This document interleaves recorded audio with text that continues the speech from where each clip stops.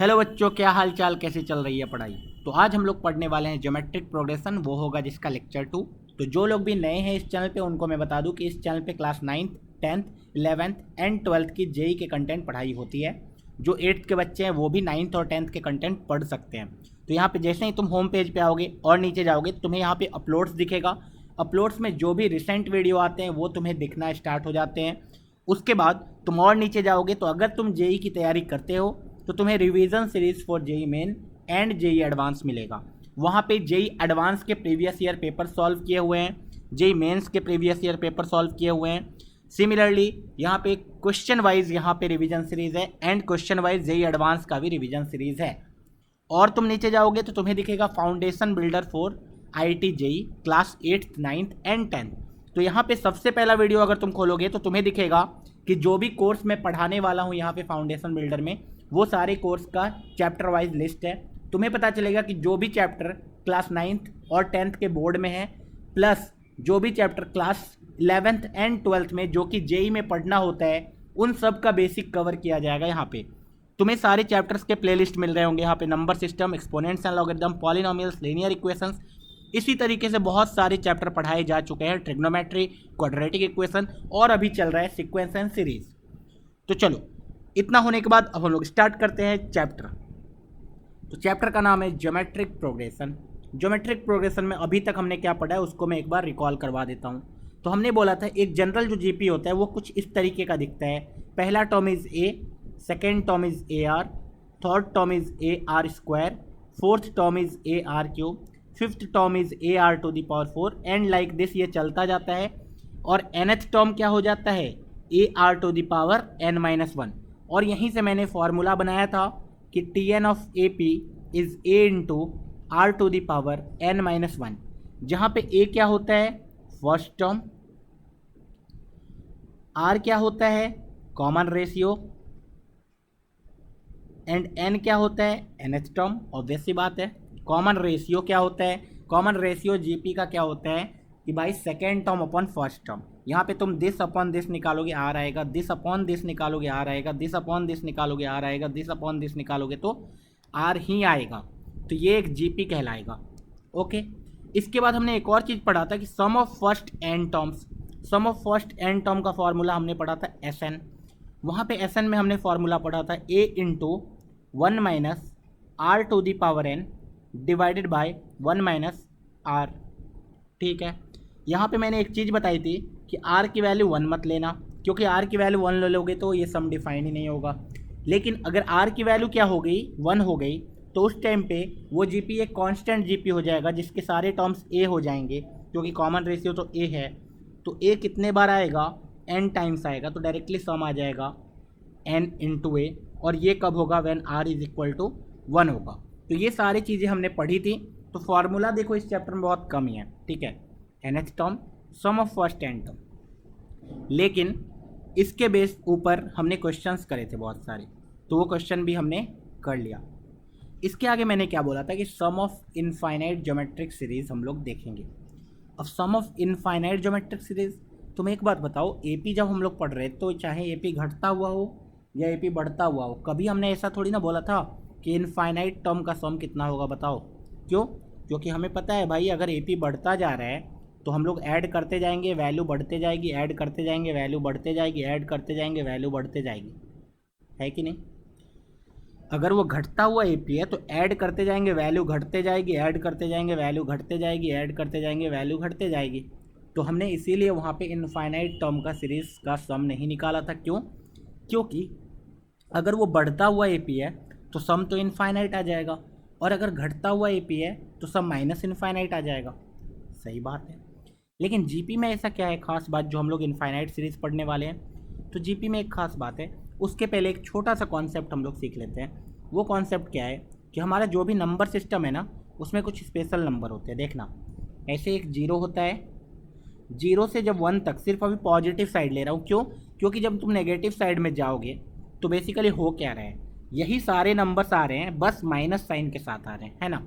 तो मैग्नीट्यूड तो हमेशा सेम ही है ना, मैग्नीट्यूड तो हमेशा सेम ही है। तो देखना, तो हमने बोला 0 से 1 तक जाओगे ना जब, तो नंबर्स हमेशा फ्रैक्शन होते हैं। ये जो नंबर्स होते हैं ना, ये फ्रैक्शन होते हैं। 1 से छोटे हैं मतलब फ्रैक्शन है। लेकिन जब 1 के आगे चले जाओगे ना, 1 के आगे, तो ये नंबर्स 1 से बड़े हो गए हैं। दिस नंबर्स आर 1 से बड़े, तो ये फ्रैक्शन तो नहीं होंगे, प्रॉपर फ्रैक्शन तो नहीं होंगे।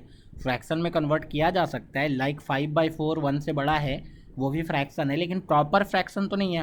प्रॉपर फ्रैक्शन किसको बोलते हैं? जिसका डिनोमिनेटर बड़ा हो, न्यूमरेटर छोटा हो। तो बेसिकली ये जो 0 से 1 पॉजिटिव साइड वाले नंबर के बारे में अभी देखते हैं। तो ये जो 0 से 1 वाला नंबर होता है ना, इन पे पावर्स बढ़ाना स्टार्ट करो। 0 से 1 में कोई नंबर ले लो जो सबको दिमाग में आता है, 1/2 सबसे छोटा नंबर। 1/2 पे पावर 0 लोगे तो आंसर कितना आएगा? 1 आएगा। जब 1/2 पे पावर 1 लोगे तो आंसर कितना आएगा? 1/2 आएगा। 1/2 पे पावर 2 लोगे तो आंसर आएगा 1/4। सिमिलरली 1/2 पे पावर 3 लोगे तो आंसर आएगा 1/8। एंड सिमिलरली अगर 1/2 पे पावर 4 लोगे तो आंसर आता है 1/16। एंड लाइक दिस चलता जा रहा है। तो बेसिकली यहाँ से मैंने क्या शो करने की कोशिश की?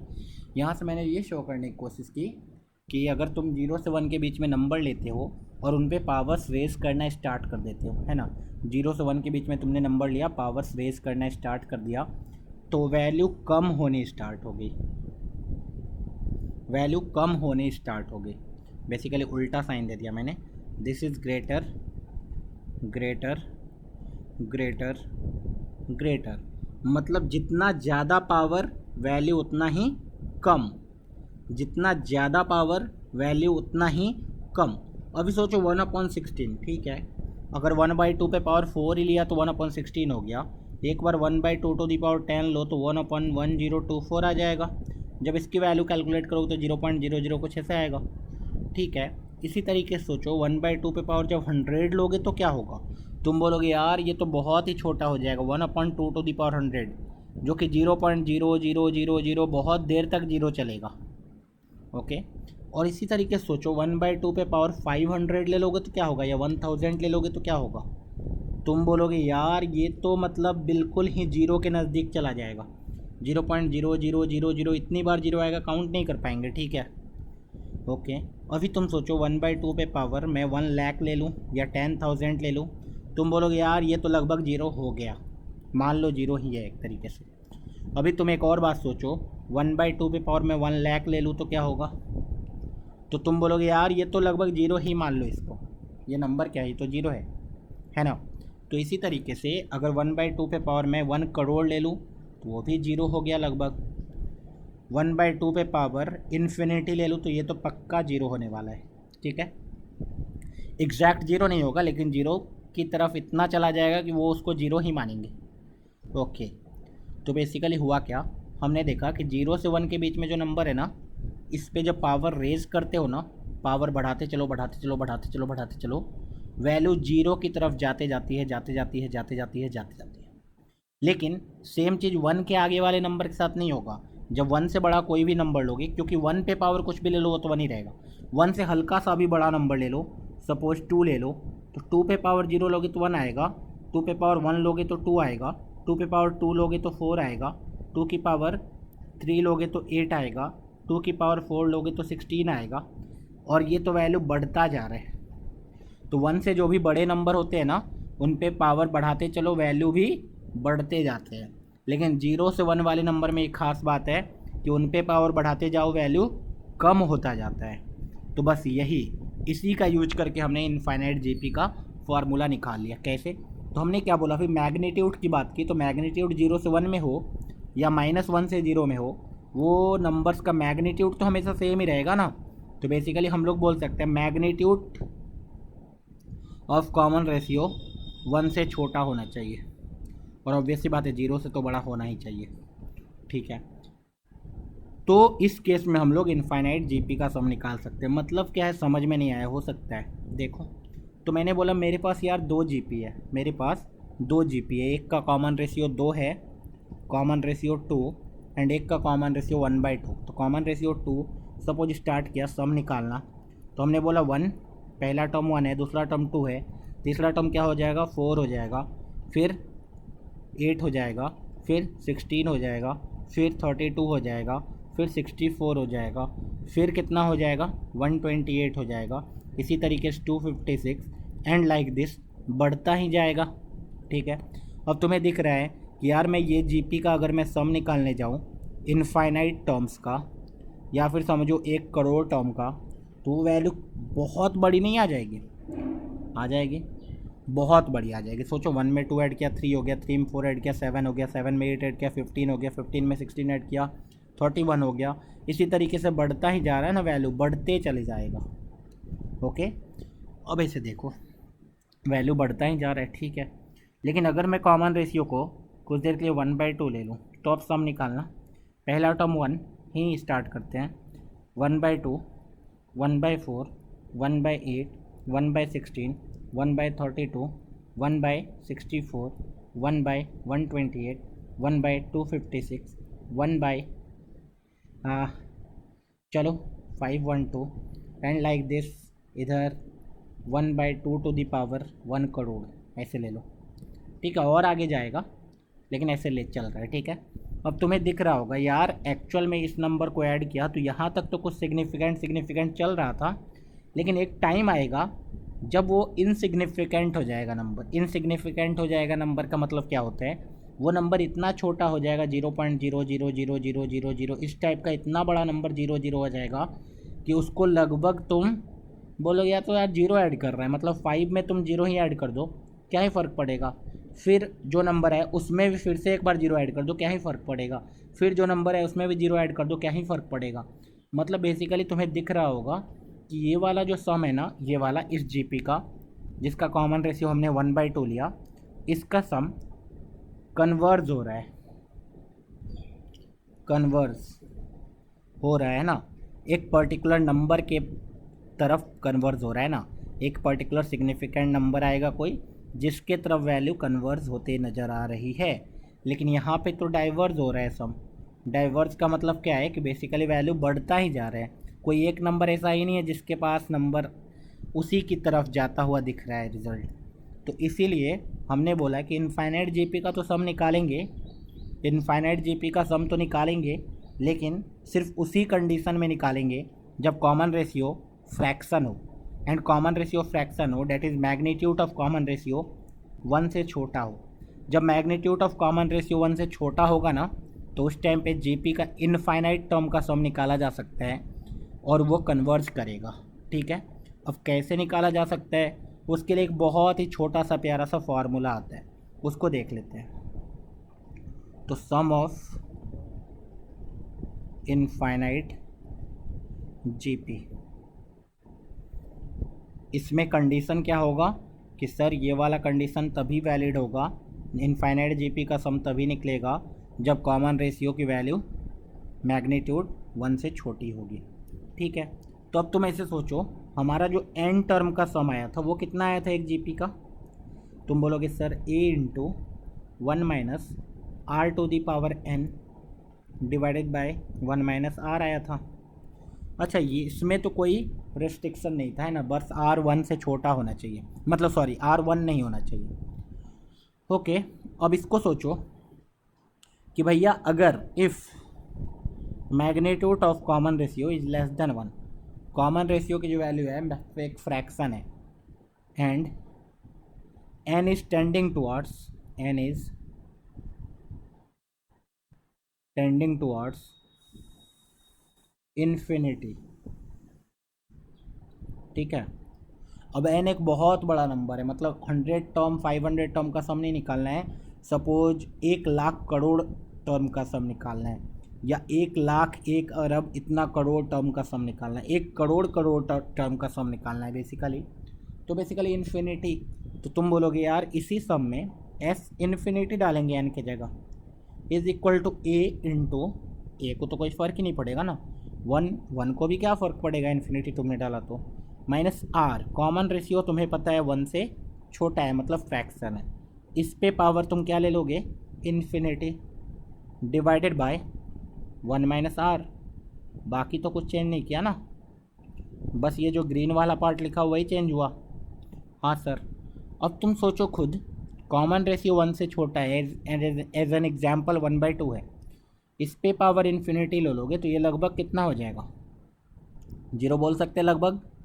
हाँ सर, तो इसका मतलब ये वाली क्वांटिटी कितनी हो गई, 0 हो गई। हाँ, this means s infinity is equal to a multiplied by 1 minus 0।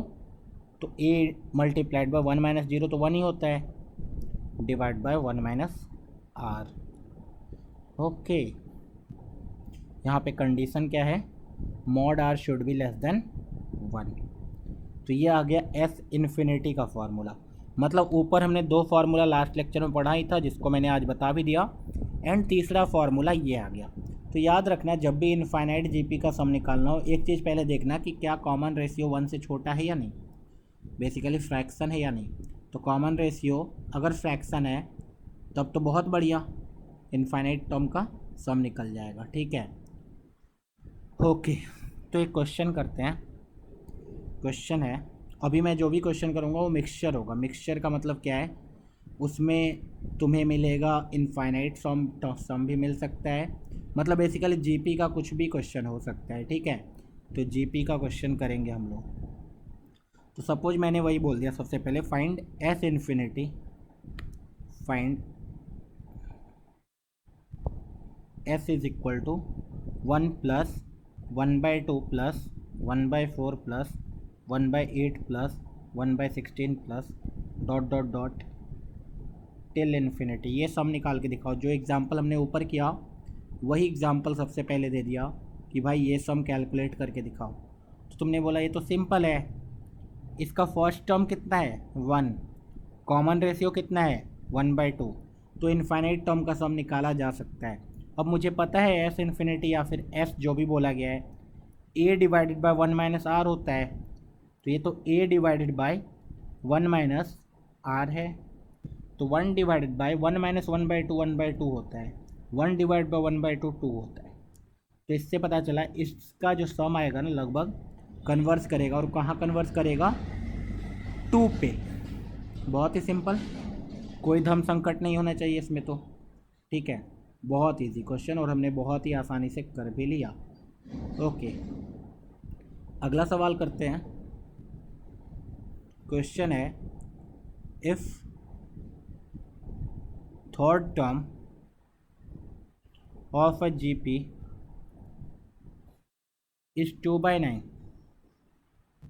and sum of infinite terms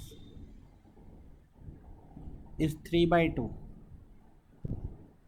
then determine the series।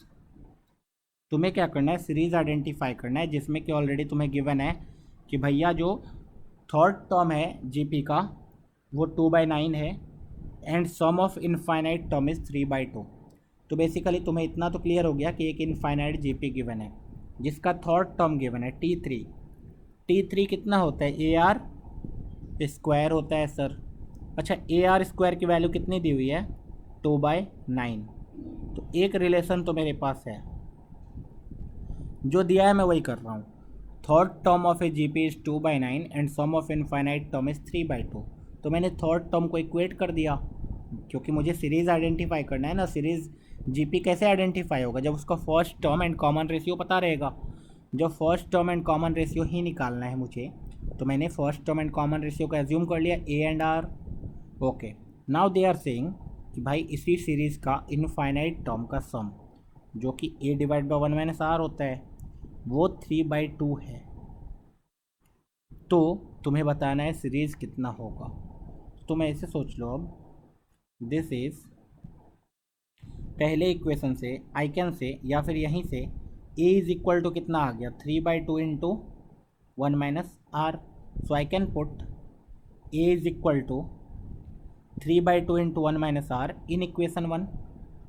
So let's put 3/2 into 1 minus r multiplied by r square is equal to 2/9। So we can say 1 minus r into r square की value कितनी आ गई, देखो 4/27। अच्छा, तो 4/27 actual में है कितना, देखो तो समथिंग का स्क्वायर अगर देखें तो ये 1/3 इंटू 2/3 का होल स्क्वायर लिखा हुआ है क्या? हाँ, तो हाँ दिख रहा है डायरेक्टली r इज 2/3। देखो इसी फॉर्म में तो आ गया। अगर r स्क्वायर है तो ये 1 माइनस आर है, 1 माइनस 2/3 कितना होता है? 1/3 होता है। तो एग्जैक्टली तो r इज इक्वल टू 2/3। क्या r एक फ्रैक्शन आया? तुम बोलोगे हाँ ये तो 1 से छोटा आया, फ्रैक्शन आया, तो बस काम चल गया हमारा। Since we know r, now we can find out a। तो a की जो वैल्यू होगी वो आएगी 3/2 into 1 minus r. Okay, so this is 3/2 into 1 minus what? 1/3, which is 1/2. So A is equal to what? 1/2. Now you know A and you know R. So we can find out the GP. So GP will be AR 1/2 into 2/3. 1/2 into R square, that is 2/3 का square, 1/2 into 2/3 का whole cube, 1/2 into 2/3 का whole 4, and like this चलता जाएगा। This is the GP. तो simple question था, बहुत ही आसानी से हमने सॉल्व कर लिया। नेक्स्ट क्वेश्चन सॉल्व करते हैं। तो नेक्स्ट क्वेश्चन में फिर से मैं लिख के ही दे रहा हूँ। क्वेश्चन है if the sum of infinite number of terms of a GP is 15 and the sum of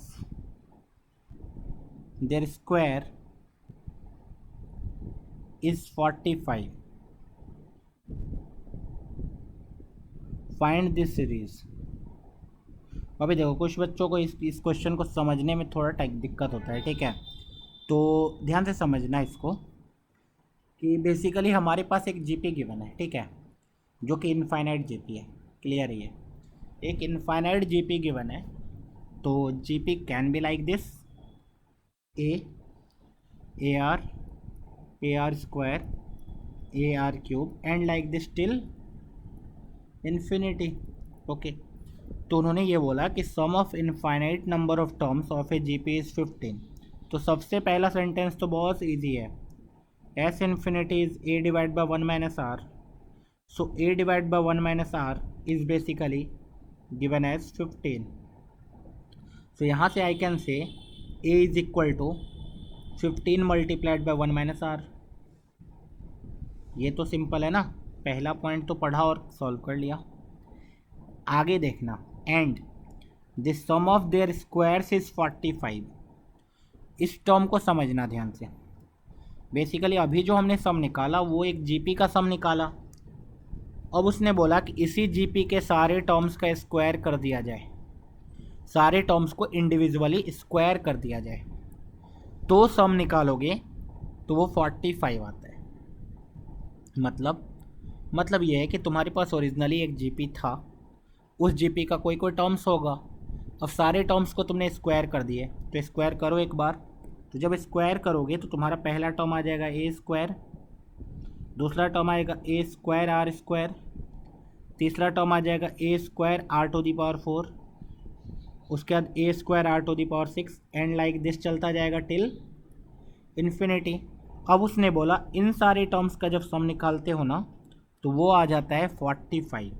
तो ये भी तो एक इनफाइनाइट जीपी ही है, जिसका फर्स्ट टर्म कितना है? First term a square. अच्छा, कॉमन रेशियो कितना है? R square. तो इसका इनफाइनाइट टर्म का सम निकालोगे एस इन्फिनिट, तो A divide by 1 minus are is equal to given है 45। तो यहाँ से आई कैन से कि ए स्क्वायर की वैल्यू कितनी आ रही है तुम्हारी? 45 into 1 minus r square. Simple, दो इन्फॉर्मेशन गिवन था, दोनों का यूज़ कर लिया हमने। ए और आर निकालना है, दो इक्वेशन है, दो अननोन है। So from here we can substitute a is equal to 15 into 1 minus r. A is 15 into 1 minus r, and here it is a square. This is equal to 15 into 1 minus r into 1 plus r. 1 minus r square, a square minus b square, a plus b into a minus b. अब देखो 15 square का मतलब 15 into 15, one minus r का square का मतलब one minus r into one minus are is equal to 45 into one minus r into one plus are.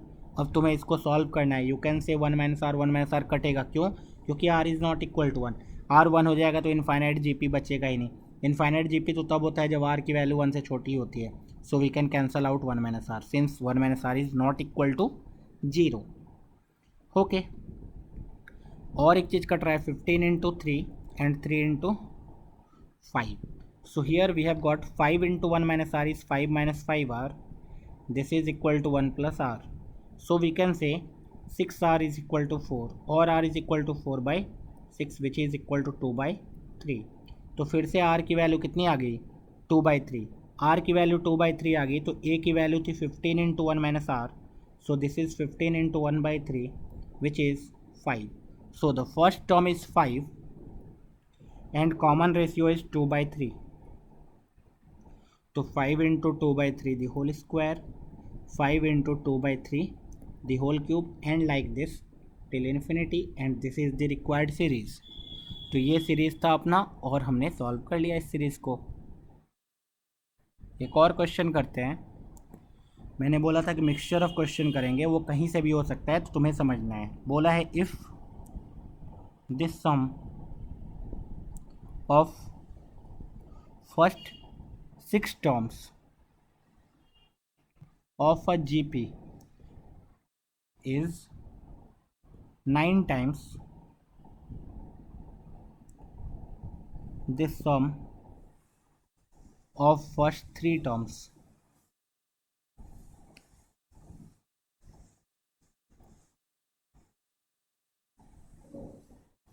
then find the common ratio.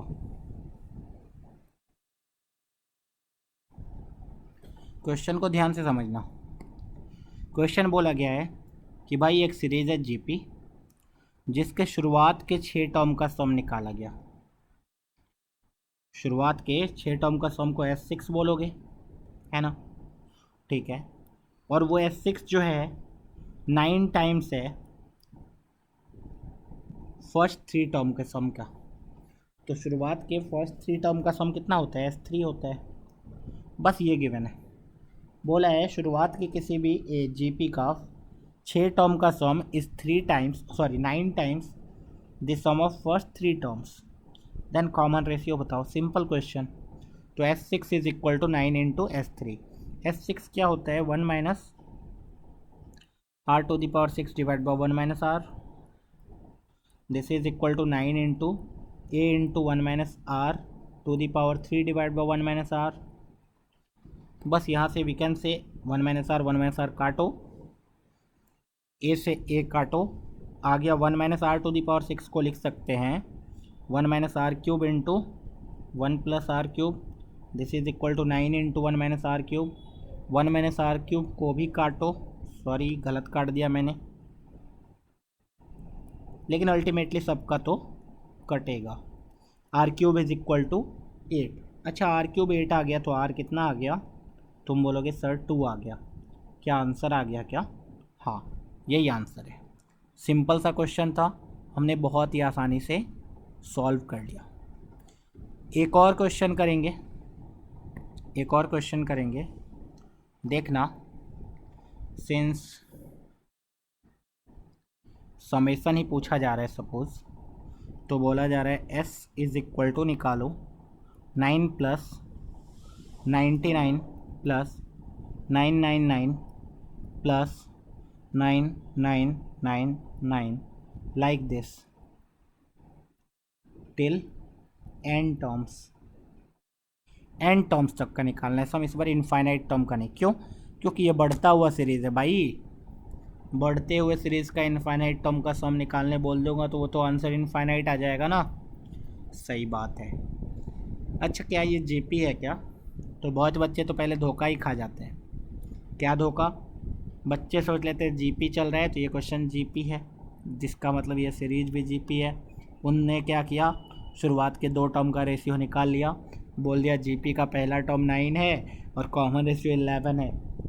क्या ऐसा है क्या? नहीं है। ये जीपी नहीं है। क्यों? क्योंकि भाई इन दोनों का रेशियो निकालो, क्या 11 आ रहा है? 999/99 क्या 11 होता है? वो तो ये होता है। ठीक है, ये तो 11 थोड़ी ना होगा ये। ओके, तो ये जीपी नहीं है, नॉट ए जीपी। तो सर जब जीपी नहीं है तो एपी होगा, क्योंकि हमने जीपी और एपी पढ़ा है। नहीं भैया, एपी भी कहाँ है? 99 - 990 होता है। 999 - 99 900 होता है। अरे, तो ये एपी भी नहीं है, जीपी भी नहीं है। नहीं, तो फिर कैसे सॉल्व करेंगे? बोलेंगे थोड़ा सा दिमाग लगाना पड़ेगा, थोड़ा सा दिमाग लगाना पड़ेगा। क्या दिमाग लगाना पड़ेगा? सारे टर्म्स को ध्यान से देखो, वो किसी के आजू बाजू तो लिखा हुआ है। मतलब क्या है? अगर मैं तुम्हें ये शो करूँ तो तुम्हें मज़ा आ जाने वाला है। तुम बोलोगे भाई 9 को 10 - 1 तो लिख सकते हैं ना? हाँ सर। 99 को 100 - 1 तो लिख सकते हो ना? हाँ सर। इसको 1000 - 1 तो लिख सकते हो, सही बात है। इसको 10,000 -1 तो लिख सकते हो, सही बात है। ओके, आगे चलता जाएगा टिल एन टर्म्स तक। इससे क्या फ़ायदा हुआ, चेक करते हैं। ये तो 10 - 1 है, प्लस 100 को 10 स्क्वायर -1 बोल सकते हैं। हाँ, इसको 10 क्यूब -1, उसको 10⁴ -1, लाइक दिस। कितने टर्म्स? N terms. अच्छा, अब तो हमें दिख रहा है सर। क्या दिख रहा है? कि सर ये 10 स्क्वायर, 10 क्यूब, 10⁴, ये सारे के सारे जीपी में हैं,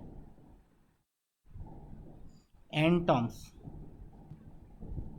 इन जीपी। लेकिन 1 का क्या हुआ? तो लिखेंगे ना अभी, -1 -1 -1 -1 -1 कितनी बार? N terms. एन टर्म्स से तो एन टाइम्स ही लिखेंगे ना, सही बात है। सो आई कैन सी ये एक जीपी है, जिस जीपी का सम मैं निकालने जानता हूँ। a into 1 - r⁴ n divided by 1 - r। And ये 1 1 1 कितनी बार? n टाइम्स, तो n। तो डायरेक्टली ये आंसर आ गया। हाँ, दिस इज 10/-9, तो 9 लिख देता हूँ एंड -1 यहाँ मल्टीप्लाई करूँगा तो 10⁻n -1 बन जाएगा, -n। तो ये आ गया। ओके, बहुत ही सिंपल था ये क्वेश्चन तो। हाँ, तो ये हमने कर लिया। इसी पे बेस्ड बहुत सारे क्वेश्चन करेंगे हम लोग इसी तरीके का, जो कि अगले लेक्चर में करेंगे। तो आज हमने बेसिकली क्या सीखा कि इनफाइनाइट सीरीज़ कोई भी जीपी गिवन है तो उस जीपी का इनफाइनाइट टर्म का सम कैसे निकाला जाता है। तो एक और लेक्चर लगेगा, जीपी हमारा ख़त्म हो जाएगा। उसके बाद हम लोग क्या स्टार्ट करने वाले हैं? एचपी। तो अगले लेक्चर में हम लोग जीपी को ख़त्म कर देंगे, क्वेश्चन भी प्रैक्टिस कर लेंगे और ख़त्म कर देंगे चैप्टर को। उसके बाद हम लोग एचपी को स्टार्ट करेंगे। HP is harmonic progression. मैंने फर्स्ट लेक्चर में ही बताया था कि हम लोग 3 डिफरेंट सीरीज़ पढ़ेंगे, जिसमें कि पहला होगा एपी, दूसरा होगा जीपी एंड तीसरा होगा एचपी। इन तीनों को पढ़ने के बाद मैंने ये भी बताया था इसके बाद क्या पढ़ेंगे? एएम, जीएम और एचएम। अच्छा, इन सब को पढ़ने के बाद सीरीज समेसन, ठीक है। तो ये सब कुछ पढ़ने वाले, ये थोड़ा सा लंबा चैप्टर है लेकिन बहुत ही इंटरेस्टिंग है। अगर तुमने यहाँ तक इस लेवल का पढ़ लिया ना, तो मैं इतना गारंटी देता हूँ तुम जेई मेन बहुत ही आसानी से क्रैक कर पाओगे। जेई एडवांस के लिए ऑब्वियस सी बात है, कॉन्सेप्ट तो इतने ही रहेंगे लेकिन क्वेश्चन का लेवल बढ़ जाता है। तो हम लोग जेई एडवांस के भी क्वेश्चन कुछ करेंगे, लेकिन जेई मेन का तो गारंटी है, अगर तुमने इस लेक्चर को फॉलो कर लिया तो तुम जेई मेन बहुत ही आसानी से क्रैक कर पाओगे। चलो, पढ़ते रहो, मचाते रहो। All the best.